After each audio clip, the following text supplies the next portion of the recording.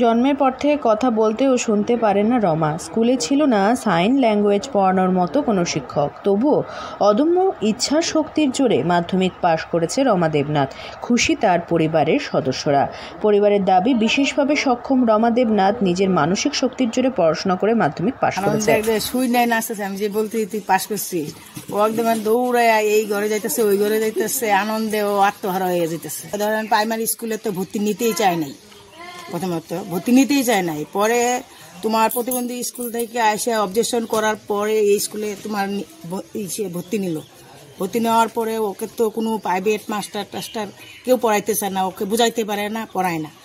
তারপরে আলিপুরদুয়ার 1 নম্বর ব্লকের অন্তর্গত বিবেকানন্দ 2 নম্বর গ্রাম পঞ্চায়েতের ডাঙ্গাপাড়া এলাকার বাসিন্দা রমা দেবনাথ। রমার বাবা পেশায় একজন ডেকোরেটরস মালিক।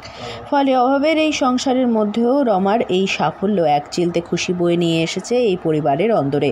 43% নম্বর পেয়ে এবছর মাধ্যমিক পরীক্ষায় সফল হয়েছে রমা। আমি তো খুবই খুশি। আমি তো ভাবতে পারিনি আমার মেয়ে যে পাশ করে কথা বলতে পারে না, কোনো টিউশনি স্যার কেউই নাই। কারণ শাহবাগ গার্লসের ম্যাডামও একটু সহযোগিতা করছে। বয়সের যে ম্যাডাম আছে হ্যান্ডিক্যাপ স্কুলে, প্রতিবন্ধী স্কুলে, ওই ম্যাডামও একটু সহযোগিতা করছে। রমা বর্তমানে Alipurduar junction Shyamaprasad girls high স্কুলের ছাত্রী। তবে এত প্রতিকূলতার মধ্যেও পড়াশুনোর প্রতি তার আগ্রহ বিন্দুমাত্র কমেনি, বরং সে তার বাবা মার কাছে আরও পড়াশোনা চালিয়ে যাওয়ার আগ্রহ প্রকাশ করেছে। পরিবারের সদস্যরা রমাকে পড়াতে আগ্রহী, কিন্তু বাদ সেধেছে রমাদের মতো পড়ুয়াদের পড়ানোর জন্য সাইন ল্যাঙ্গুয়েজ শিক্ষকদের অভাব। তবুও রমার দাদা ও বন্ধুরা তাকে পড়াশোনায় সাহায্য করেছে, যতটুকু পেরেছে ততটুকু বুঝিয়েছে।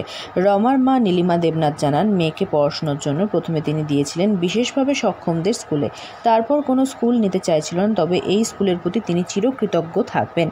আলিপুরদুয়ার থেকে অনন্যাদের রিপোর্ট, লোকাল 18 বাংলা।